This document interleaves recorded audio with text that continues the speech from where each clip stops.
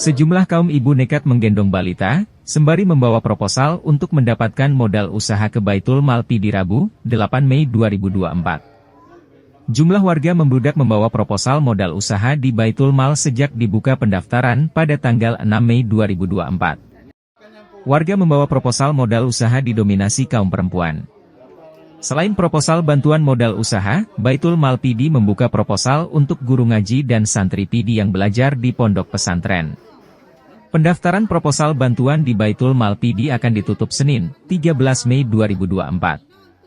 Saat ini, berkas proposal bantuan modal usaha telah masuk berjumlah 612 proposal.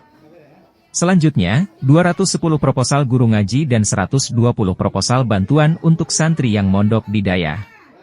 Petugas Baitul Mal Pidi akan melakukan verifikasi terhadap berkas proposal dengan turun ke 730 gampong di Kabupaten Pidi. Verifikasi itu akan dilakukan mulai Juni hingga Juli 2024. Bantuan modal usaha diberikan Baitul Mal Pidi dalam bentuk barang kisaran dana Rp1 juta hingga 3 juta per orang. Sementara bantuan untuk guru ngaji dan santri mondok masing-masing diberikan Rp1 juta per orang.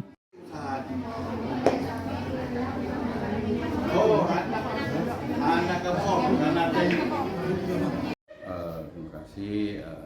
Alhamdulillah sampai dengan kemarin tanggal 7 bulan Mei proposal sudah masuk untuk modal usaha khususnya untuk pengadaan alat kerja sebanyak 612 proposal dan untuk guru ngaji sebanyak 210 pemohon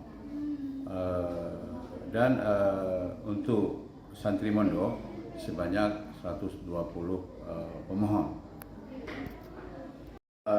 Kami ada beberapa program. Yang pertama untuk masyarakat miskin, kami minta pada BMG atau Baitul Kampung, setiap kampung atau Tunku Imam Masjid sebanyak 730 kampung itu melalui surat kami minta itu khususnya untuk masyarakat miskin dan anak yatim.